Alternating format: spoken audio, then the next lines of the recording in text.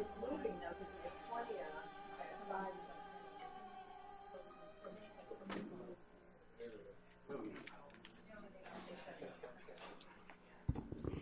Good afternoon.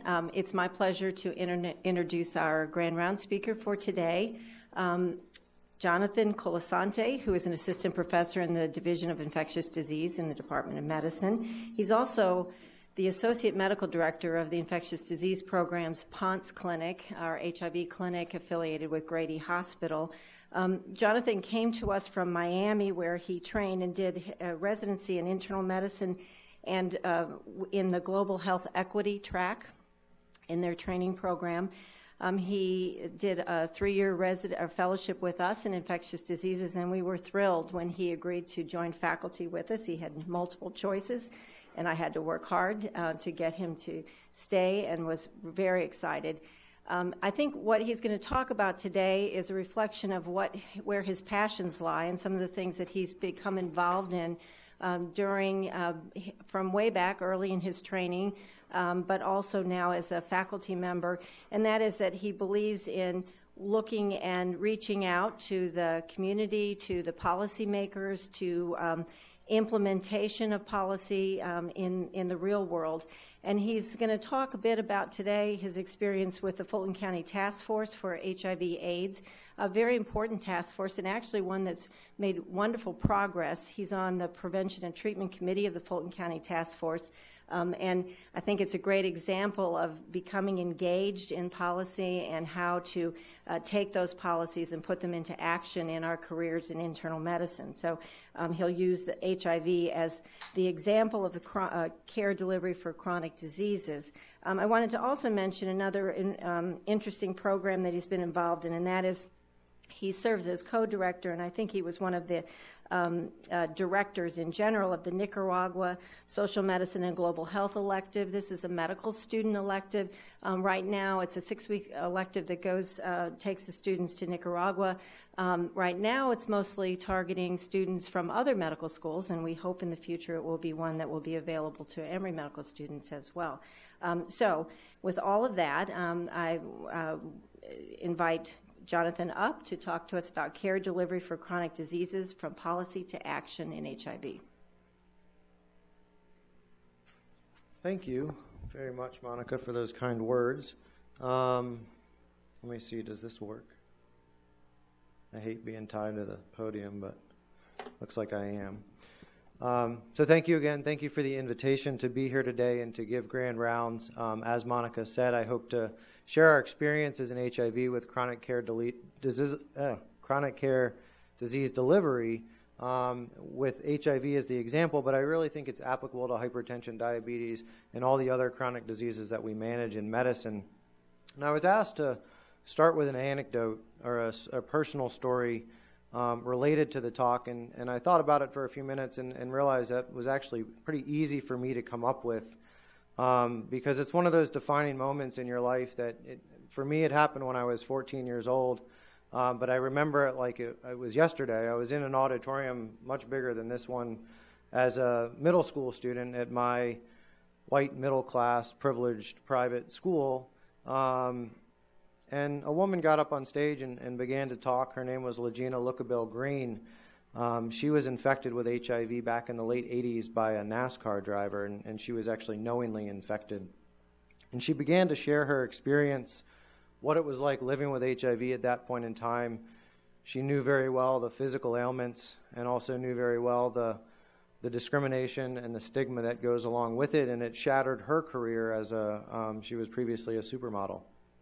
And in my naive 14-year-old mind, she started talking about HIV and the immune system, and I have Crohn's disease, and so I was like, well, someone said this had to do with autoimmune issues, and I was trying to figure out what was different between HIV and Crohn's disease and why folks were treating her so differently in the outside world, and because of my disease, they didn't treat me any differently. And so I went home to my mom that day and asked her a few questions and said, how can I get involved? And from that point forward, got involved in the local community working with HIV patients, and didn't realize I would be standing here in 2017. Now, currently, as I speak, I'm attending on the SIS service over at Grady, with 20 HIV-infected individuals with late-stage AIDS, all with opportunistic infections or HIV-related malignancies.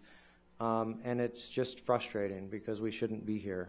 And each one of them, I always ask why they haven't engaged in care or why they've fallen out of care. And, you know, this is certainly anecdotal, but at least 3/4 of the patients on my current team blame the system.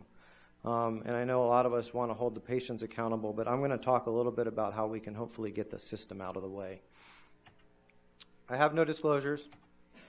At the end of the talk, I hope that you can describe chronic care disease delivery in the framework of the HIV care continuum, be able to discuss a little bit about a concept called personalized public health and how that applies to chronic care disease management, and then finally identify the role of the physician in advocacy and policy efforts, and hopefully inspire a few of you to get involved if you're not already in those type of efforts in your field of expertise. So I'll go through some high-level HIV statistics just to get everybody on the same page. Then I'll talk about what the care continuum is and how we're using that in HIV to target and develop interventions. Talk a little bit about what personalized public health is. And then I'll talk about, as Monica said, my involvement on the Fulton County Task Force for HIV/AIDS and how that's really led to ground-level changes in our clinic and others across the county. So I'll start with a case. Mr. G is a 54-year-old gentleman with hypertension. He was diagnosed with HIV back in '97. He initially deferred entry and care until 2002, and his reasoning was that he was initially told that his CD4 was too high and he didn't need medications. And so that's not an uncommon story for people that were diagnosed a number of years ago. He got onto antiretrovirals quickly once he got into care, became virologically suppressed, was incarcerated, stayed on ART, remained suppressed, got out of jail, went back to Auburn, Alabama to getting care, got back on ART. He picked up his medications kind of until that prescription duration ran out, and then he just kind of got lost. He didn't know how to get back into the system, and he had been out of care for 7 years. He walked into the IDP clinic. He was homeless. He reported increasing use of alcohol, crack cocaine, marijuana, and OxyContin over the past couple of years. He was visibly upset. He was talking about how depressed he was since going off his antiretrovirals, and he said that he wanted to just get back in care and restart his meds. There was a big problem, though. He didn't have any documentation on him. And so usually those type of people are told to leave the clinic and come back when they have proof of who they are. So I'll get back to that. In terms of the global situation with HIV, you guys are probably familiar with a lot of these numbers because they've been in the lay press. But our global trends are really progressing well. And that's largely due to the funding that's happened with HIV on a global scale. In the early 2000s, the UN General Assembly had a special session on HIV/AIDS in New York. And this was at the time where the director of USAID was saying we should not treat folks in Africa with HIV because they can't tell time. There's no way they're going to be able to adhere to these regimens. But this was a large, and I bring this up because this had to do with advocacy. This was driven by clinicians who were treating HIV patients both at home and abroad, and said that the patients here, we were begging them to try to take their medications, and the patients overseas were begging us to give them medications. So is it really right to hold back? And then funding followed with the Global Fund and PEPFAR, who now provide the majority of global funds for treating HIV. And what we've seen is a decline in the number of new infections annually. It's declining by about 100,000 per year, and the decline in the number of AIDS deaths. This scenario is a little bit different here at home. Our number of new infections have really leveled off over the past decade and have been between 40 and 50,000 for the last decade. So we've had marked progress in terms of our biomedical interventions for HIV. Now for someone that's infected with HIV, and this was done in 2010, their life expectancy once on antiretroviral therapy and virologically suppressed approaches that of their HIV uninfected counterparts. Furthermore, now we know that HIV therapy, antiretroviral therapy, works as prevention as well. When people that are infected with HIV take their meds and have their virus controlled and suppressed, they're unable to pass the virus on to others. So we call that treatment as prevention. And then finally, a new intervention that you all have probably heard about as well is PrEP, or pre-exposure prophylaxis, and that's using antiretroviral therapy only 2 drugs instead of 3 drugs in those who are uninfected with HIV, and that prevents them from becoming infected with HIV. So the question is the end in sight? Well, UNAIDS globally says they think it is, and they've set forth this target to end AIDS by 2030. They think that we'll need to diagnose 90% of those living with HIV, get 90% of those diagnosed on therapy, and then get 90% of those on therapy suppressed. Well, if you do the math quickly in your head, that only comes out to about 73 or 74% of all the people living with HIV that are actually suppressed. So the question of does that really end the epidemic, I'm a little skeptical. And I'll tell you about the situation here in the States and why we're even further from that. And I think the reason why we're further from that is largely because of this implementation gap. And so we have on the left side of the cliff here that we know antiretroviral therapy works in clinical trial after clinical trial. It leads to viral suppression when patients put it in their mouth and swallow it. On the right side of the cliff is our goal, and that's to get sustained virologic suppression in these populations in the real world outside of a clinical trial.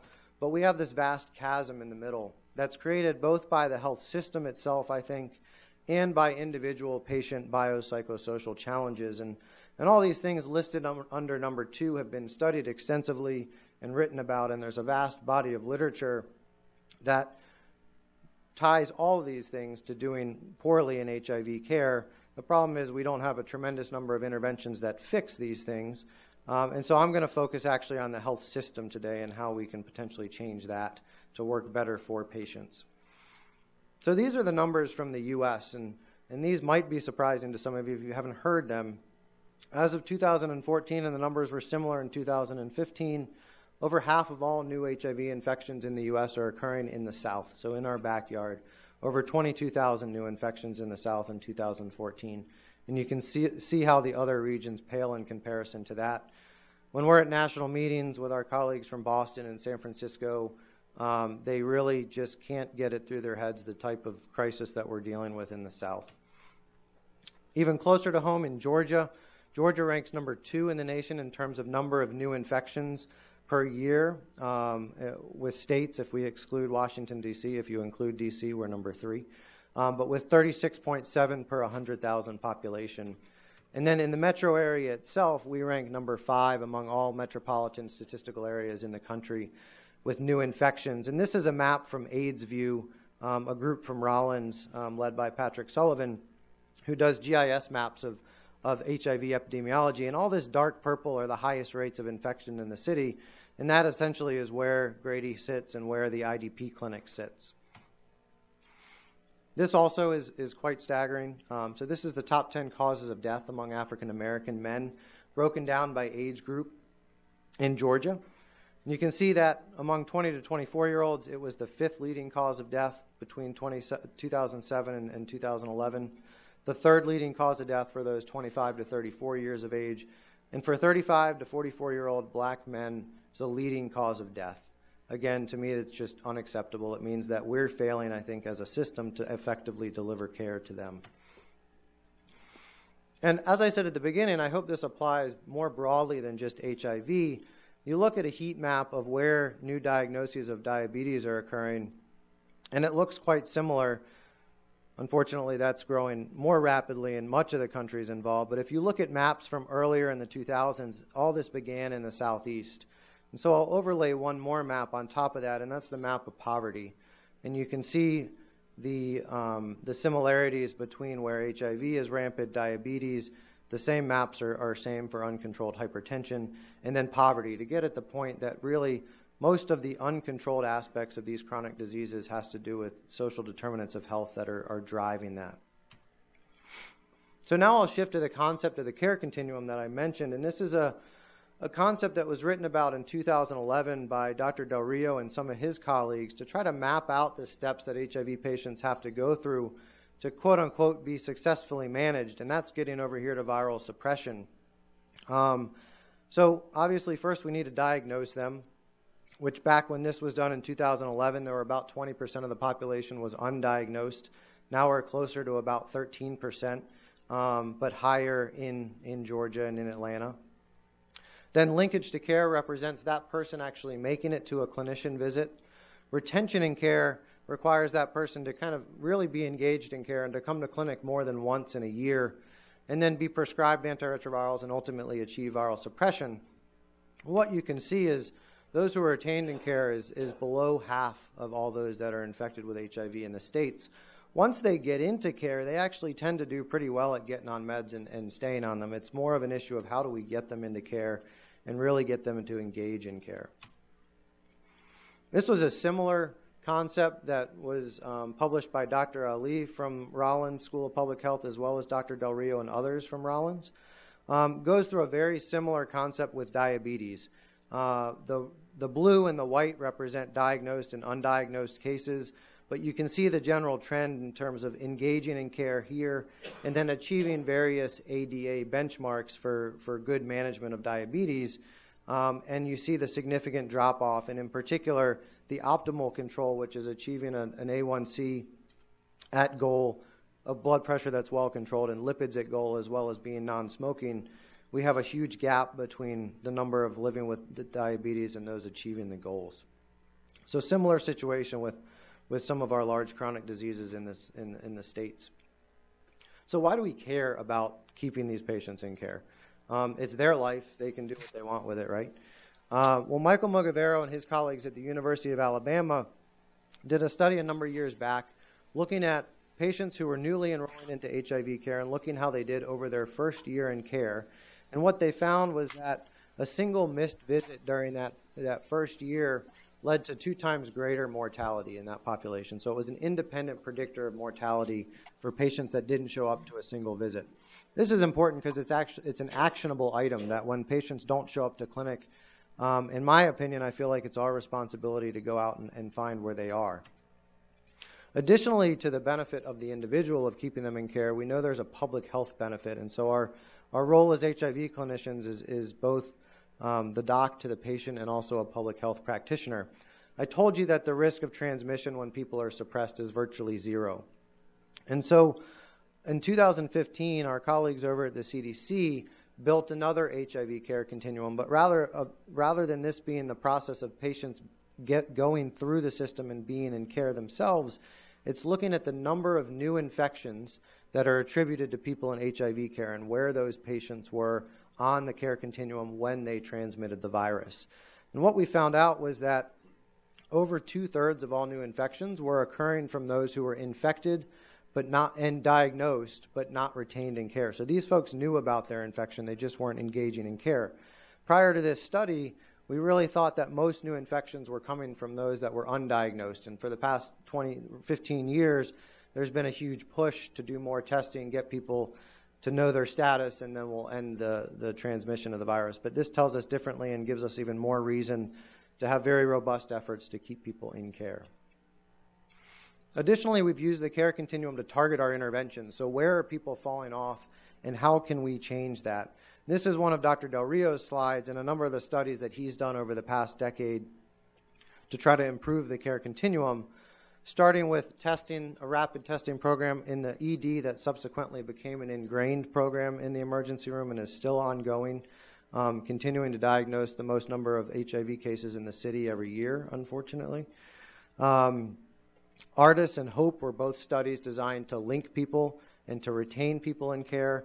And then he has more recent studies, again, that have been targeted at trying to retain folks in care who are not virologically suppressed and often have comorbid substance use issues. Unfortunately, despite his studies and all the other studies that have been done around the nation and around the world, we don't have any magic bullets among much of this HIV care continuum. So looking back to his study that was done in 2005, the ARTIS study was a coordinated case management, a strengths-based case management approach to try to link folks to care, and that worked, and it quickly became the standard of care.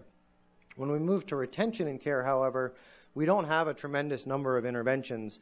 There was a study done in 2014 at a number of clinics in the United States that was considered enhanced personal contact, where very simply they assigned someone in the clinic to be that patient's buddy and to follow up with that patient, make sure they understood why they were engaging in care, to have a warm, reliable point of contact that the patient could always reach out to. And that did improve retention by a statistically significant margin, but not necessarily clinically significant enough to say that's going to be our magic bullet. More recently, there have been a lot of work around getting people into care more quickly after they're diagnosed and actually starting antiretroviral therapy on the same day. The early studies do suggest that this may improve retention in care, but we don't have long enough term follow-up to say for certain. There have been lots of studies done around patient navigation and community health workers, and these studies have really been mixed and depend on the specific target population that they're working with. And then finally, our ultimate goal is obviously viral suppression. And again, we do not have any magic interventions that seem to improve viral suppression. The early rapid entry and same-day antiretroviral therapy data seem to suggest that this may work, but we're a long way from saying for certain that it will be the magic bullet. And so now I'm going to jump into this concept of personalized public health and how we might use it to overcome the implementation gap. So these next two slides are borrowed from Elvin Gang, who's a physician scientist out at University of California, San Francisco, who focuses on implementation science in San Francisco, but also in Africa. And he came up with this diagram to say, well, what do we need to do to overcome this gap? And this uses retention and care as an example. And so first we need to quantify what the magnitude of that gap is. And so for retention, I showed you, we know very well that the gap is huge. But also understanding that there's a variability in intensity. So poor retention and care may mean something different for one patient as it does to the next.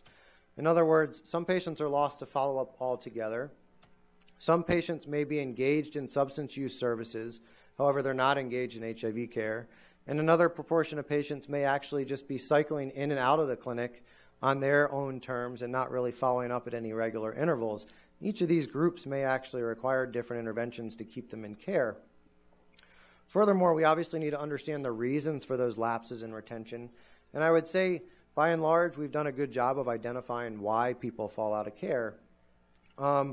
Also, though, we need to understand the interplay among those diverse reasons. And I'm not sure that we have all those answers quite yet. But a lot of those reasons are structural barriers, the psychosocial barriers that I showed you earlier, and also some clinical factors for the patients when they're in HIV, it actually tends to be when they're doing well clinically as opposed to when they're not feeling well, because that's when they come to clinic. And the last step is then obviously to identify what interventions may close that gap. And it's important that the interventions are informed both by the variability in intensity and the nature of those barriers.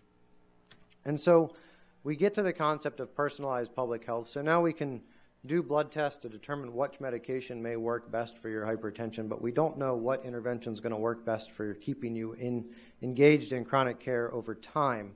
And so this graph on the left shows the intensity of your potential barrier to staying in care.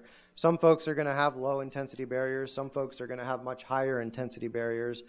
And the type of barrier is going to differ by the individual patient.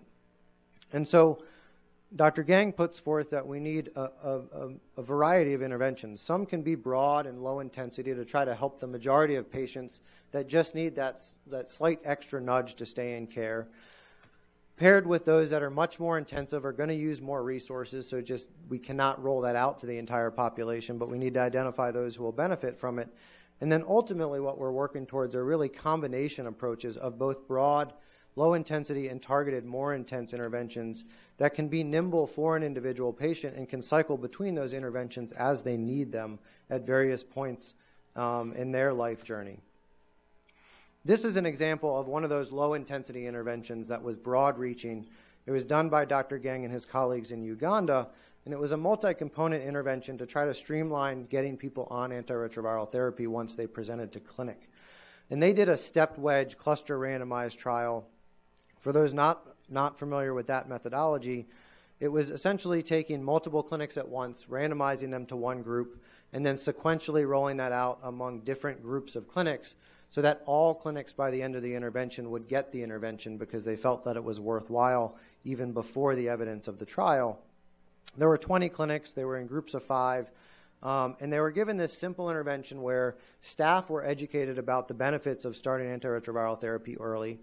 Each of the clinics was given a point-of-care CD4 machine because at the time the study was done, deciding whether you were going to start antiretroviral therapy was based on the CD4 count. And so they needed that at the point of care. And then finally, it was frequent feedback to the staff about how they were doing and getting people on therapy. what you can see in the clinics that were getting the intervention, 70% of patients started antiretroviral therapy on the day of enrollment, compared to only about 20% in the control group. And then over the course of the follow-up over 3 months, close to 90% were on therapy by that time in the intervention arm, compared to only about 65 or 70% in the control arm.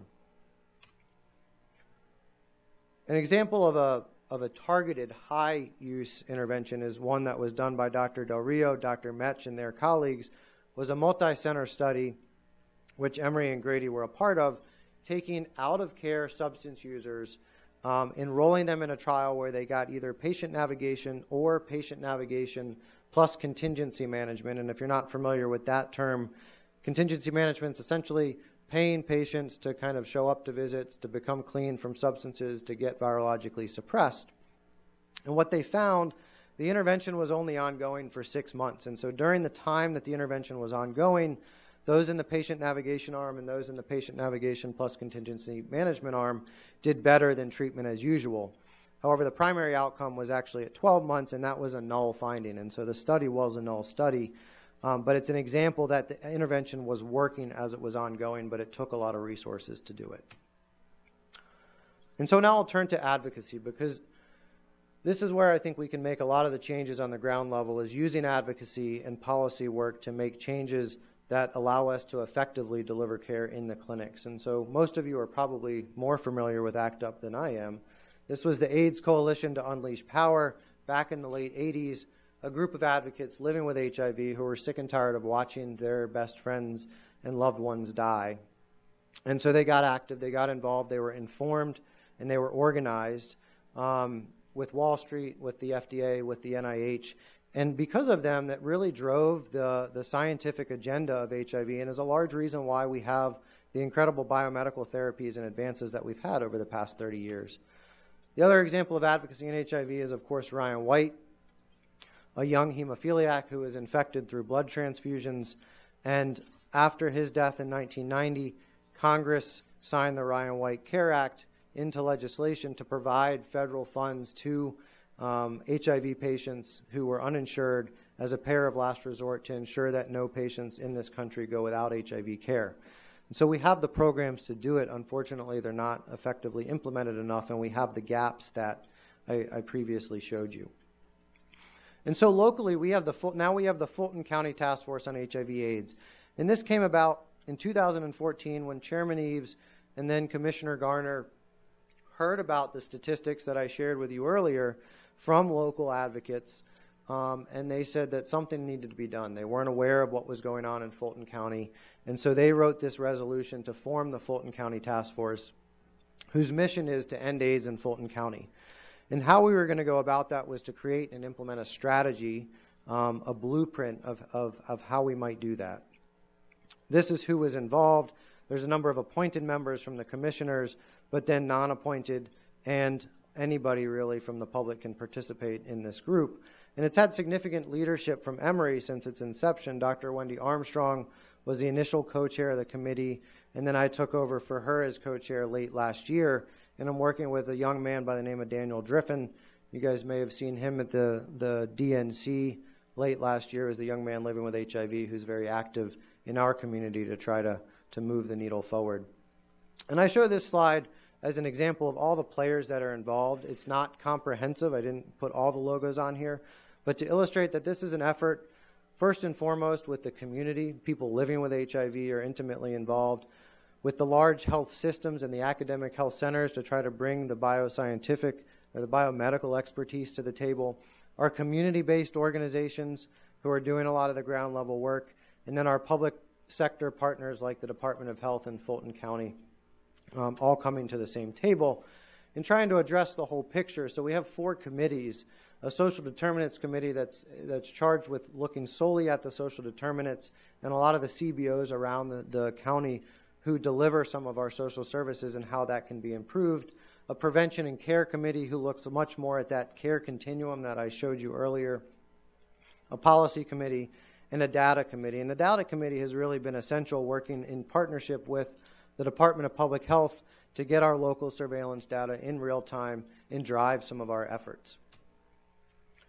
And I think the most important thing has really been the community input and stakeholder engagement. We've made a concerted effort from the very beginning to bring the most important stakeholders, which are those living with HIV, to the table. We have monthly public access meetings, frequent conference calls to advance the agendas of those subcommittees, listening sessions around the county where we've targeted geographic regions with high prevalence of disease, as well as populations with high prevalence of disease. And then finally made surveys accessible on the web for individuals to provide input on what our priorities and objectives should be. And so all that has led to this now strategy that we have to end AIDS. There's 2 phases of the strategy. The first phase lays out 84 different objectives that we feel like we need to achieve in order to end AIDS. And the second phase of the strategy lays out action items on how we might achieve those objectives.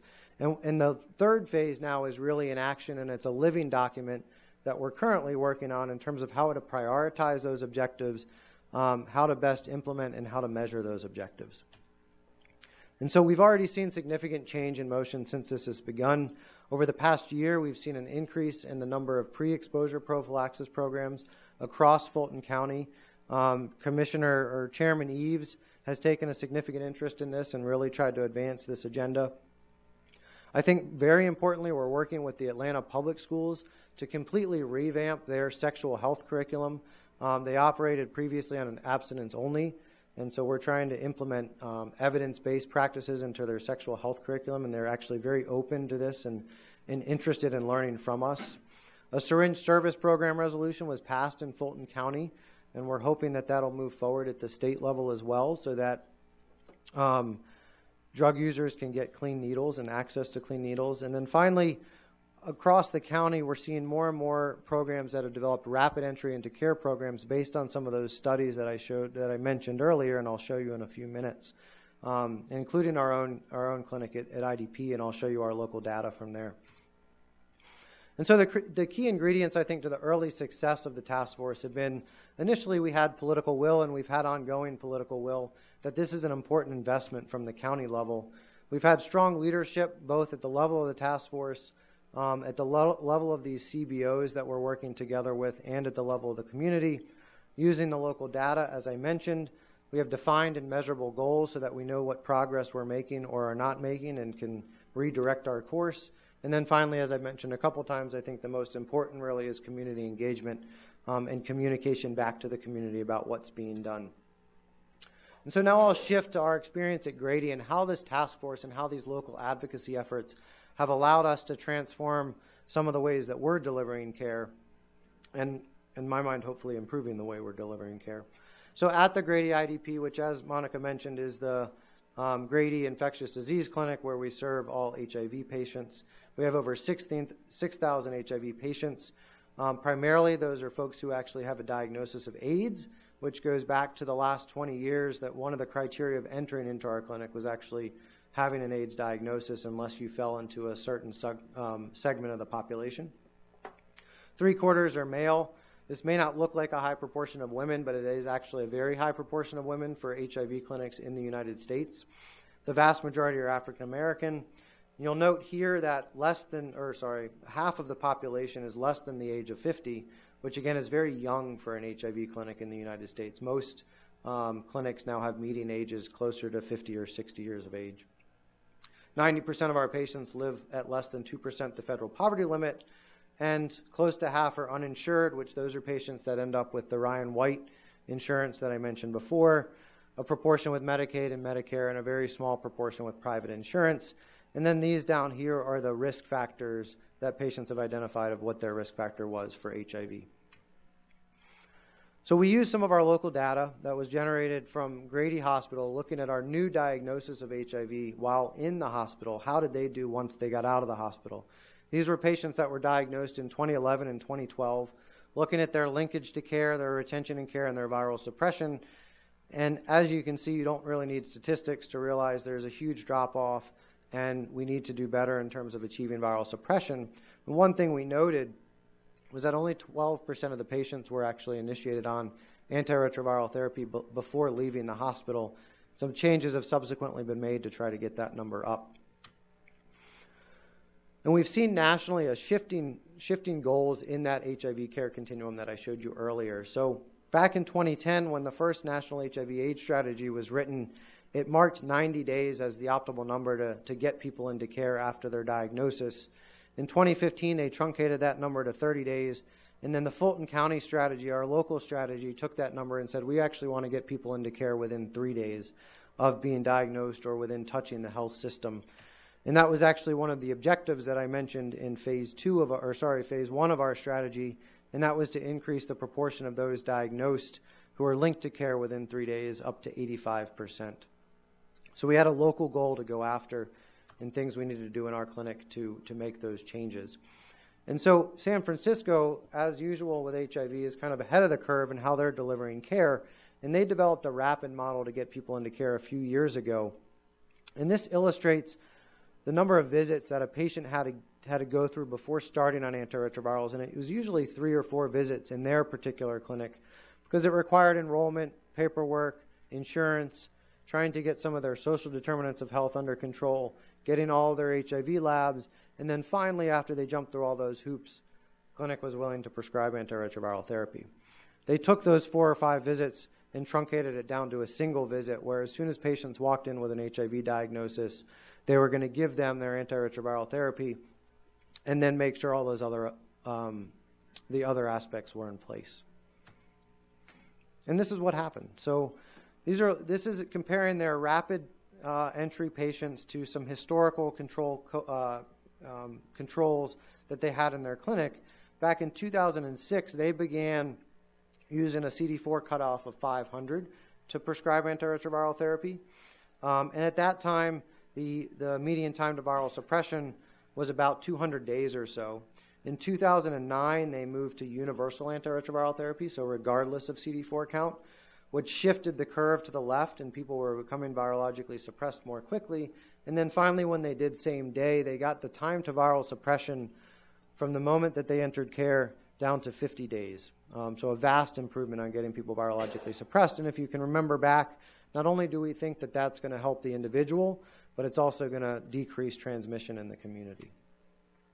So how have we used this growing body of evidence and our local advocacy and policy and strategies to inform how we do things in our clinic? So this was the enrollment process at IDP when I started there in July 2015. And you see Mr. G here trying to get into care. Don't get lost in all of the boxes on this flow chart, but you have the green entry into care here, and then in theory, at the end of the day when they're enrolled in care, they get an appointment with a provider. What the point of this slide is to show these 4 red stop signs. These were all points along the enrollment process where if a patient did not have a piece of information that the person in front of them wanted, they were told, come back when you have it. So that led to Mr. G not getting that appointment initially in their old system. And so we had a lot of potential barriers to getting people into care and starting them on antiretroviral therapy. Among them were a number of structural challenges. So first of all, patients are diagnosed outside of our clinic and referred in. We had complex eligibility criteria. So back in the early days of the HIV epidemic, our Ryan White program decided that patients who had CD4 counts of less than 200 and were uninsured would come to the IDP clinic, whereas patients above a CD4 count of 200 would go to the Fulton County Health Department. That was actually contributing to being a barrier to being in care because you have to send off that lab and it takes a number of days to come back. So people were getting diagnosed and being told that we don't know where you're going to get care. We'll follow up with you. Well, unfortunately, oftentimes they weren't able to follow up with the patients. They were lost at that point in time. Also, there were complex income and residency eligibility requirements. The question of how would we get access to medications without a payer source, and how would we get these patients scheduled within 72 hours? Many of the folks here that run clinics, busy clinics in particular, know that that's often a challenge to get people in on providers' schedules. We also had to contend with our own providers' attitudes and beliefs. So for 20 years, we've been saying, hold off, let's stop and think about before we start antiretrovirals all the things that need to happen. So in our clinic, it was taking about 4 to 6 visits or touches with the clinic before patients were prescribed antiretrovirals. And we, of course, heard from our providers, well, this is how we've always done it. It works. Why are you trying to change it? So we had to provide a lot of education around that. How do I provide prescription for medication without having all my lab data back. A lot of my global health work has helped me make those uncomfortable decisions. And then finally, the way we were doing TB screening, our PPDs, which are absolutely necessary, unfortunately were a barrier to patients getting in care, because that was another thing that they had to come to clinic twice for before they would even get an appointment. Now, we do active TB screening to pick up anybody that may be contagious and infected with active disease, and we still require PPDs, but we give them their appointments before they have that read. We didn't know what patients' attitudes and beliefs would be to this type of program. And then finally, we know about all their complicated social situations and the upstream social determinants of health that may complicate the process. So we developed a broad, low-intensity program, a rapid entry into care program, to facilitate appointments within 72 hours within the first time that this patient steps foot in our clinic. As I said, unfortunately, we're not the ones making the diagnosis, but at least once they step into our clinic, we want to ensure they get an appointment within 3 days. And we're hoping that that'll decrease the time to viral suppression for those individuals. So the things we did, as I mentioned, we completely changed the eligibility criteria for CD4 counts. So anybody that's in the Grady system, that's had a diagnosis in the Grady system, or that's diagnosed in the Grady ED, can automatically be referred to us and get into care before they know their CD4 count. We softened many of the requirements for documents that were needed to enroll in clinic, such as their ID, their proof of income, their proof of residence. They still need all these, but we are able to get them an appointment with a provider, get them on medicines while some of these documents are pending, and simultaneously we implemented a peer counselor program so that these folks who didn't have their documents would be assigned a peer counselor and were able to get some help obtaining these documents. Because any of you that may have tried to get proof of income when you don't have it, or proof of residence when you don't have it, it's fairly challenging, particularly if you're sick. As I said, we removed that PPD as a hard stop. We completely revised the way our provider templates were set up so that there would be openings within a few days of patients coming into clinic. And lastly, and potentially most importantly, we've improved processes of communication between the financial department, the pharmacy department, and all those who are integral to getting patients on their antiretroviral therapy. And so after we made all these changes, this is what that flow chart looks like. Now, they have to go through many of the same steps, but you notice that none of the red stop signs exist. So that day that Mr. G walked into clinic, he also walked out knowing when he was going to be seen by a provider. And so these are some of our preliminary data from the Rapid Enrollment Program. The program started in the middle of May. And so prior to May, the white columns represent all the new enrollees in our clinic, about 30 to 35 per month. The red dots represent the average number of days between that first step in clinic and being given a provider visit. And it was on the order of about 2 weeks prior to the program being implemented. And you can see that when we implemented the program very quickly, not only did our enrollment go up, we expanded access, but the days to the first visit declined very quickly to that 3-day window, and then we got down to 1 day, which is actually the way these were calculated. That means same day of presenting to clinic. And so what did that actually do? The time to initiating their antiretroviral therapy, did that change at all? We left this, we did provide the providers with a lot of education, but we left this in their hands to still decide with the patient if it was the right time to start. We weren't going to force this on our providers or our patients. And what you see is that 75% of the patients got antiretroviral therapy on their first visit. There are still some providers that wanted to wait a couple weeks, or the patient wanted to wait and didn't want to start for various reasons, and that was okay. So the median time to prescription dropped down to the same day, and the median time to actually starting or picking up that prescription was also the same day. And in terms of what this did for viral suppression, I compared to a group of enrollees in 2010. There were 177 patients that were virologically suppressed at the first time their labs were rechecked after enrolling in clinic. The follow-up time with our current cohort was quite short, so I wanted to have a somewhat comparable group. The median time to viral suppression at that point in time was 73 days, or a little over 2 months. And with the initial 25 patients who had adequate follow-up time, so I used 6 weeks as adequate follow-up time to be seen by a provider again and have follow-up labs, their median time to viral suppression dropped down to 21 days. And this is consistent with what we see in our current clinical trials, of what happens with our new antiretrovirals, which are very potent and drive the viral level down in the blood very quickly. So going back to Mr. G, initially he had a CD4 count of 25. His viral load was high, but he got into clinic. He was initiated on antiretroviral on the same day that he walked in, so despondent and in despair. He was virologically suppressed 21 days later, and he remains in care 9 months later with viral suppression achieved. His CD4 count has bounced back to over 200. He hasn't used any substances in 8 months. He's engaged with our mental health professionals who we have co-located in our clinic, so we're lucky to have that. And he's gotten housing through one of the community-based organizations that also works in our clinic. So a success story and what we hope can happen for many others. Now, we know that these broad-level, low-intensity interventions are not going to be enough for our population to keep everybody in care. And so we do have other programs in our clinic that are slightly more targeted, do use more resources, and try to get the hardest-to-reach patients, keeping them in care. This was a program that was developed by Dr. Sheth, who's also in our division. I think she's probably here today, and some of her colleagues. So they've been working intimately with the OB department in terms of how can we better get our postpartum patients back into HIV care, because they found that at the time of delivery, only 71% of patients were virologically suppressed. 3/4 of them actually attended an OB visit after they gave birth. 70% of them had a treatment interruption, so they went off their antiretrovirals at some point during that process. And only 30% of them actually attended an HIV visit within 90 days of delivering their child. And you can see the viral suppression numbers also completely suboptimal. So they developed a multidisciplinary care program to put together a team who would track these women and would help them transition from postpartum care back into HIV care.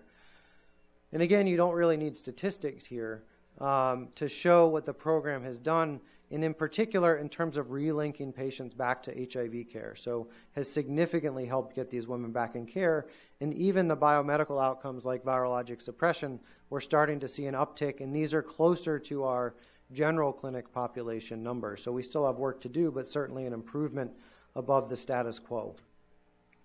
Another program that was started a number of years ago is our Transition Center, and this is for our highest utilizers, those with the most severe mental health and substance use disorders who have just not been able to stay in care regardless of what resource we throw at them. So there's a dedicated clinic that has a psychiatric NP, a dedicated nurse, a dedicated receptionist and case manager, as well as a chaplain, and it's co-localized with our mental health and substance use services to really try to create a family atmosphere for these folks who often have no one and who are completely rejected by our society. We do things like pill trays, snacks. They can drop into clinics so there aren't standing appointments. Whenever they come in, they'll be seen. So trying to change the system to adapt to what the patient needs rather than asking the patient to adapt to the system. And you can see by just looking at these numbers here in terms of substance use and other social challenges that this is going to be one of the most difficult populations to keep in care. So looking at some numbers pre-program and post-program, prior to the program being implemented, these folks were only in care about 81% of the time. That increased to 95% after the program was implemented. Very importantly for, again, both the individual and the public's health, the percent of time that they were virologically suppressed was only 9% of the time. So they were essentially never virologically suppressed, and getting up to about half the time. So again, we have work to do, but certainly a stark improvement from prior to program implementation. So I'll finish now by just showing that these couple of programs that I've highlighted, which is the Transition Center, the Rapid Entry, the High-Risk OB Care Coordination, these are only a few of the programs among a growing toolkit, because we recognize that we're not going to have a single magic bullet. We need programs for high utilizers. We need programs that are going to work for the masses to hopefully ultimately decrease the time to viral suppression and to increase retention and care and virologic suppression.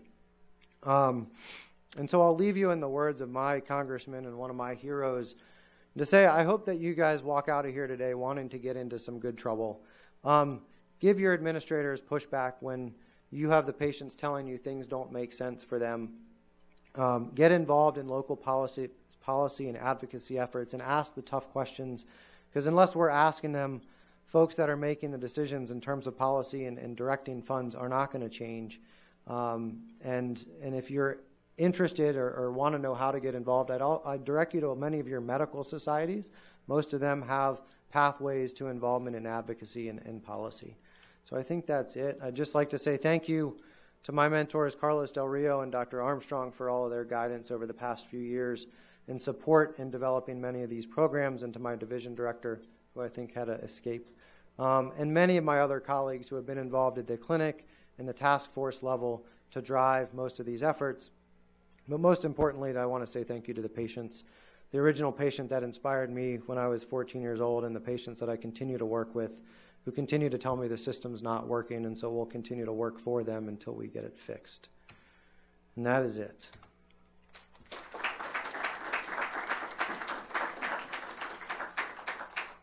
That was fantastic.